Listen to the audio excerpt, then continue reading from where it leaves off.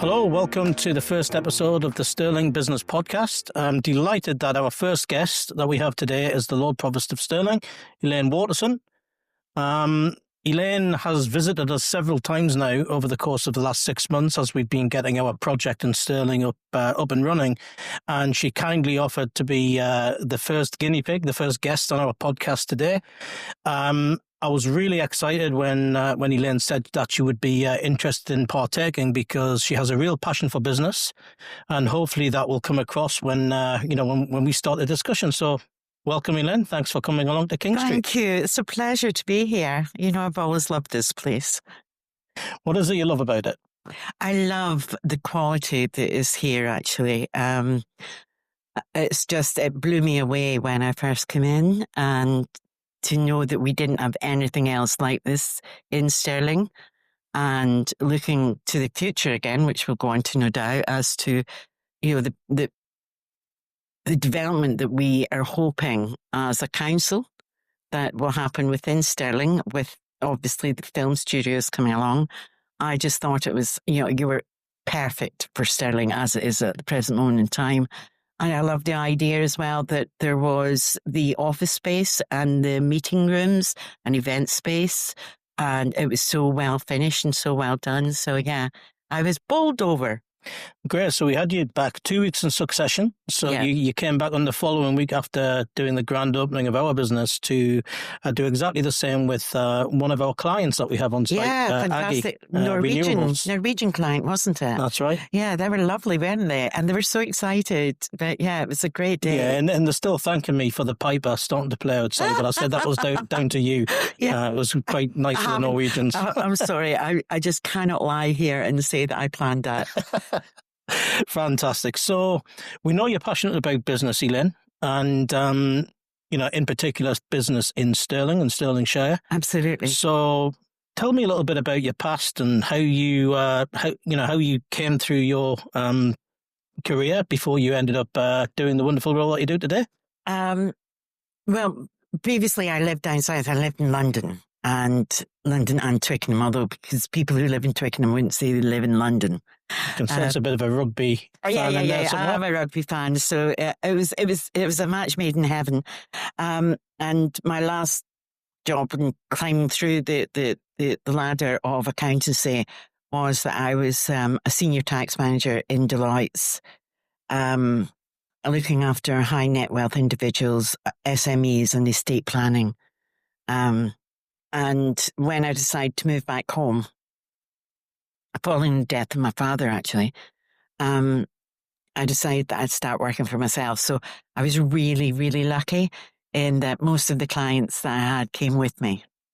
So I continued working on my own, using the alumni of Deloitte's at times because it's such a vast subject, tax, and there's no way that you can possibly live on your own, with all tax changes which can happen every day.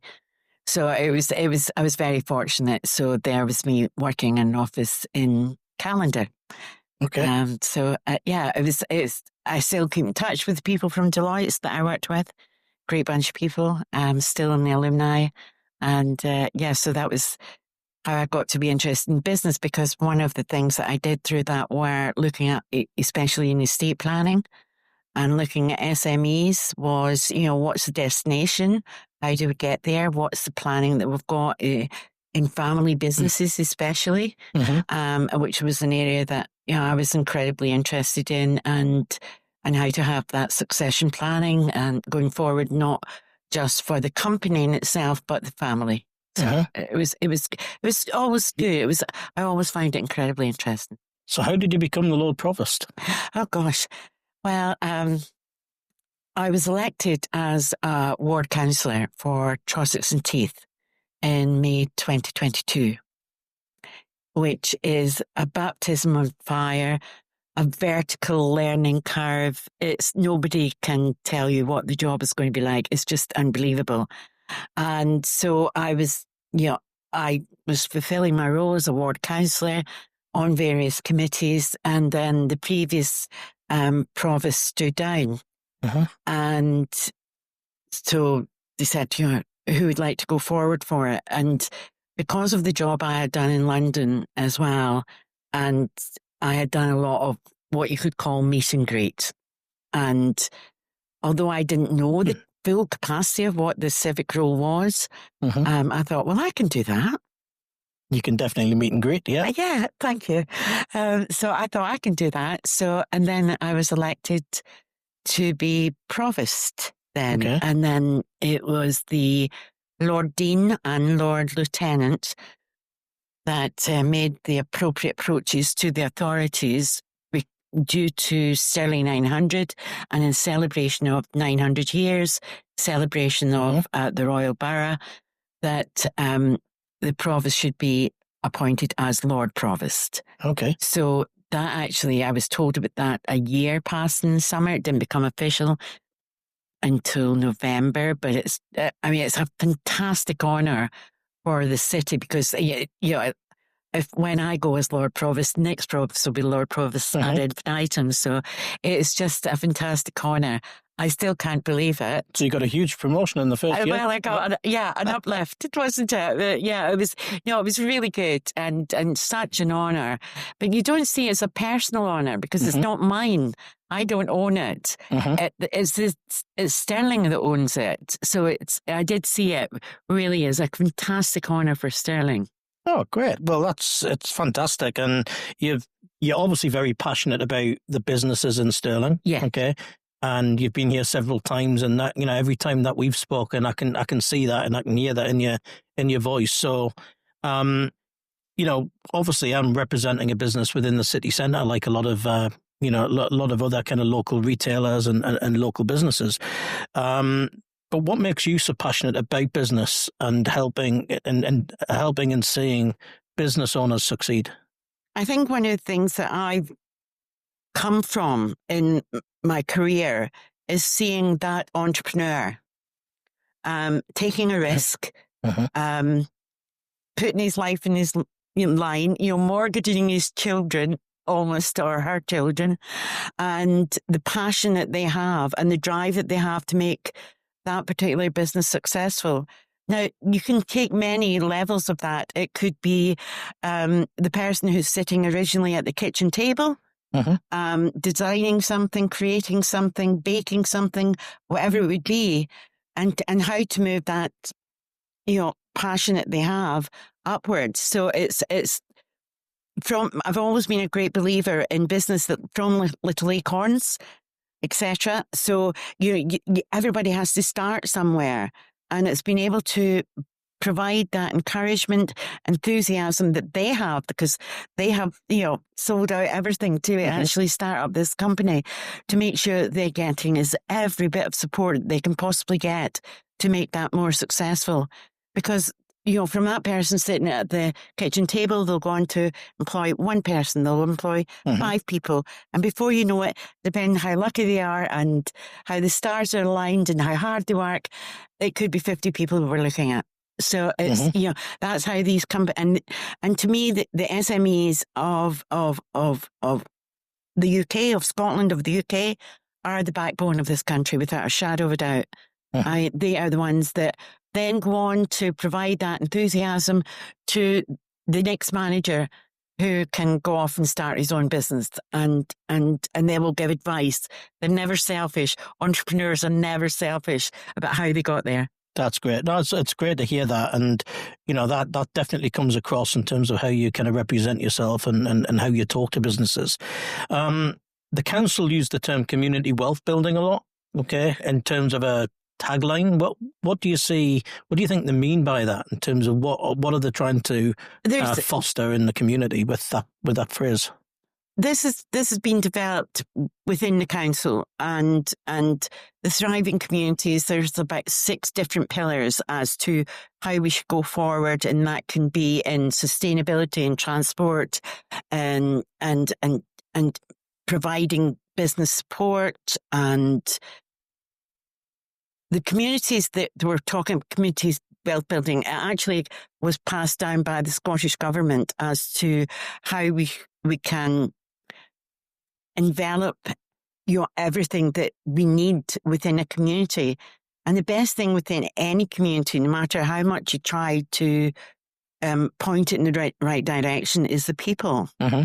So if the people can be involved in the procurement, in the creation of wealth benefits, then your struggle is halfway over. Mm-hmm. So it's like being able to provide that kind of facility for people, whether it be a toddler, whether it be 100-year-old. It's providing that facility to everyone, and it's pillars that the economic development team in Stirling Council have come up with, and the community team as well. So they're all working together, and I have to say, they're a great bunch. Yeah, it's good. So Stirling's been mentioned a lot lately in the positive light in the press, right? So one of the happiest place to live in Scotland, right? Which was, I think it was Rightmove that announced that. Yeah. One of top 3 investable cities in the UK. Yeah, it's fabulous, isn't it?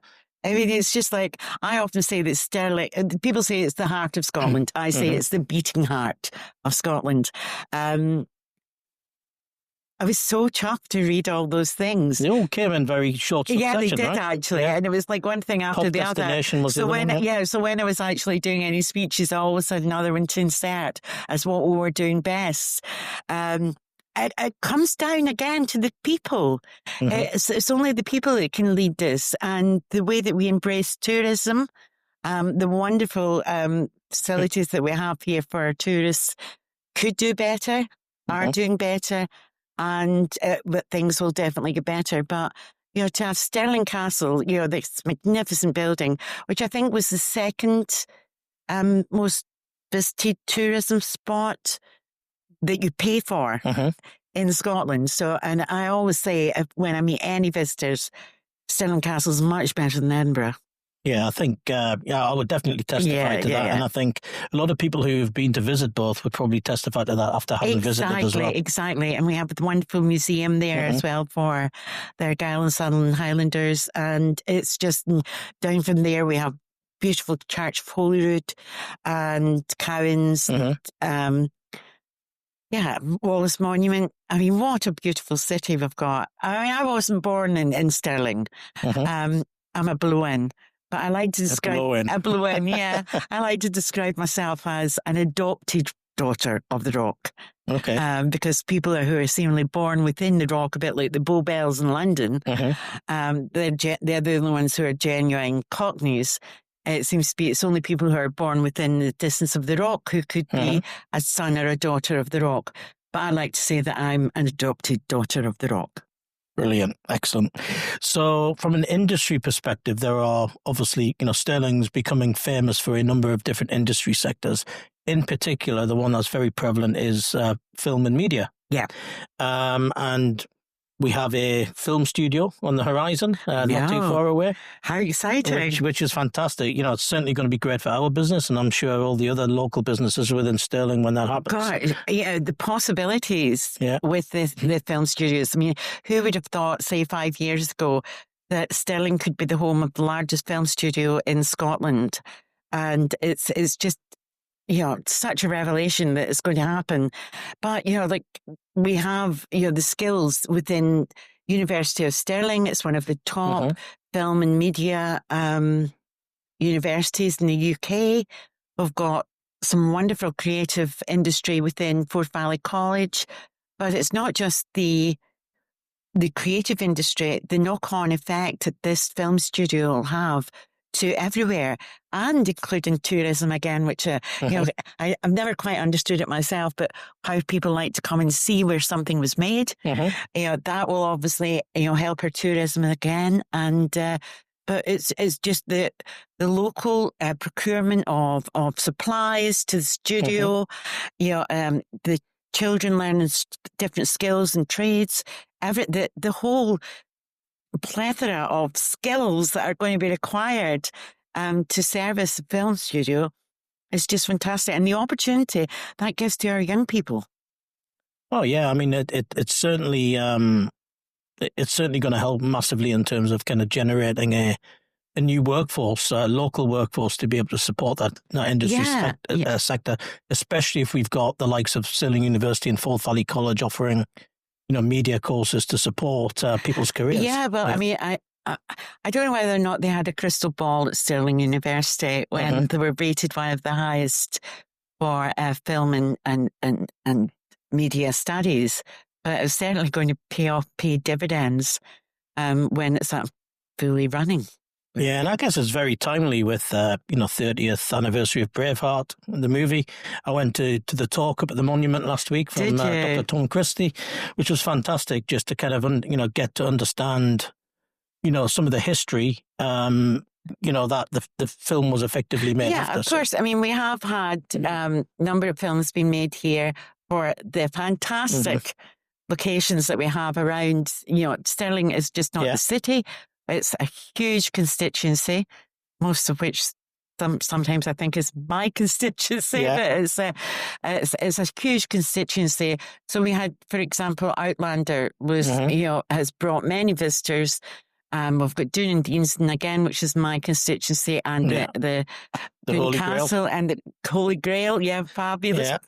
But so it's not completely new to us, but actually having a film studio in situ is just a fabulous opportunity for everyone. And I think it kind of leads on to the kind of one of the last questions I've got actually, Elaine, which is the city centre seems like it's starting to boom. It's vibrant, from a kind of local business point of view, but Stirlingshire in general. There's lots of businesses. You mentioned you were based in an office in Callander for a while as an example, but there's so much going on in the suburbs of the city centre. And I guess the film industry is a very big part of that. If they're making movies and TV programs. I mean, because in the Shire, right? I might be an adopted daughter of Stirling, but I love Trossachs and Treath. I mean, it's stunning. It's absolutely stunning. But to see, what's been really quite good since I came on board in May 22, it was one of the things I wanted to encourage was having rural business hubs, having a situation where the rural businesses could get together, form a unit. It's not always that convenient for somebody from Cullen to come down to Stirling. So it was just like have these smaller rural business hubs where they could drop in, where they could exchange information, where they could get assistance in whatever they were doing. And, we've got so many successes in our rural businesses. We have Campbell Shortbread. We're one of the biggest distributors of shortbread throughout the world. We have a new company in Callander, actually, Cooperage, which is the whiskey barrels. And hopefully if Trump gives us that exemption in the whiskey tariffs, because these barrels are exported to the United States for them to make their bourbons taste better. Fantastic. So that's all, and you think of the skill and the craftsmanship that's gone on into starting a business like that, and they've been really successful. But there's all sorts of little smaller cottage industries, which again, going back to from a cottage industry, you can make something really big. So we've got a few guests lined up for the podcast over the coming weeks and months who do have businesses in likes of Cullen and Callander and other locations, and who knows, they could be on the world stage with some of the things that they're doing in a short space of time, because they're so successful very quickly in terms of what they're doing. Absolutely, so, sometimes I think from having chats with some of these businesses, they do feel as if they're ignored. Hence my passion for the Rural Business Hub, which has been, it's been worked with Business Gateway and STEP. So that is all going ahead. And I know that from talking to some of the businesses, especially the smaller businesses, that don't perhaps have the money to seek professional help, and that they still need that help. So Business Gateway and STEP has been able to step in there and provide that kind of advice to them. And a lot of these guys are Forth Valley Chambers members as well. They are. That's how I've kind of met a lot of these guys. Yeah, they are. That's great. On my great travels. organisation. It's one of the strongest in Scotland, Forth Valley. Headed up by the wonderful Lynn. Who'll be visiting us in a couple of weeks to be interviewed. And then, I work with Lynn on SOUP, that's the innovation park, and some of the companies up there are just mind-blowing. I just smile when I meet some of them, because they just fill my heart with complete joy and what they're doing and what they're achieving, in life sciences and the tech that they're doing. Yeah, it's fabulous. Absolutely fabulous. Well, that brings us to the end of our chat. Elaine, thank you very much for coming along today. We've got some other duties in terms of naming some rooms after charities as part of our giving back strategy. So exciting. I guess we better get off and do that. But thank you again for being my so much. first guest. Oh, it's been nerve-wracking, very exciting. Thank you. So thank you, Elaine, for the first episode of the Stirling Business Podcast. And we'll be back soon within the next couple of weeks with our next guest.